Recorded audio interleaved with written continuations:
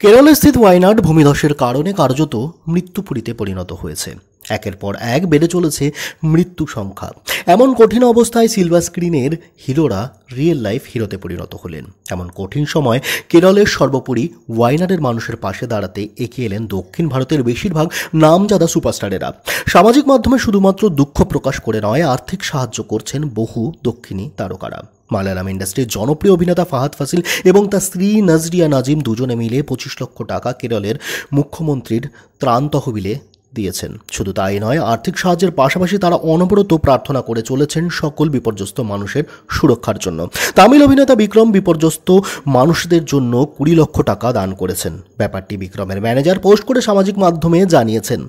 দুই মালায়ালামি ইন্ডাস্ট্রির তারকা মামুথি এবং তার ছেলে দুর্গু সালমান 35 লক্ষ টাকা দান করেছেন মুখ্যমন্ত্রীর ত্রাণ তহবিলে। বিপর্যস্ত মানুষদের পাশে দাঁড়াবার জন্য এগিয়ে এসেছেন সুপারস্টার সূর্যা এবং তার ভাই কার্তিক এবং সুপারস্টার সূর্যার তারকা পত্নী জ্যোতিকা। তিনজনে মিলে মোট বিপর্যস্ত মানুষদের জন্য 50 লক্ষ টাকা দান করেছেন। এখনো অবধি কেরলের স্বাস্থ্যমন্ত্রী 308 জনের মৃত্যুর খবরকে নিশ্চিত করেছে, তবে বহু দেহের উদ্ধার কার্য এখনো বাকি আছে। এই সকল দেহ উদ্ধারের কাজের জন্য ড্রোন এবং প্রশিক্ষণ প্রাপ্ত কুকুরের ব্যবহার করা হচ্ছে।